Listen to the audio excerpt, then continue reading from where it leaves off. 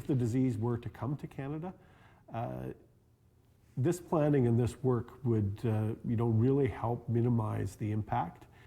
The province is planning to get ahead of a potential pork catastrophe.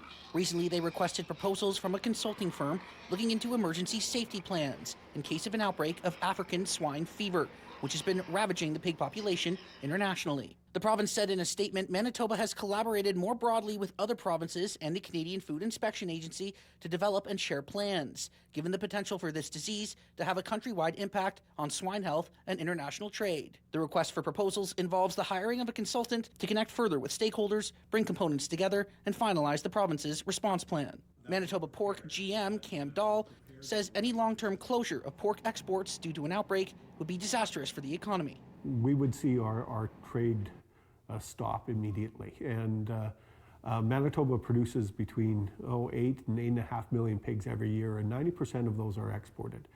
And the sector supports about 22,000 jobs in the province. So all of a sudden you have 22,000 jobs at risk and $2.3 billion annually in GDP.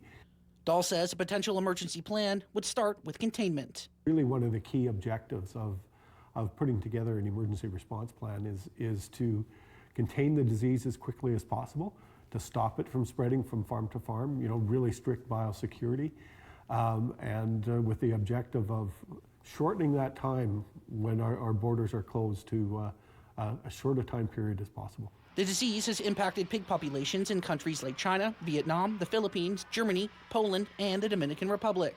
There are no cases in Canada so far, and the government, along with stakeholders, wanted to stay that way. This is why there are some pretty serious fines if you found, sausages in your luggage, or those dogs wandering through the airport. They're really looking for food. The reason they're doing that is because of things like African swine fever. In Winnipeg, Eddie Huban, City News.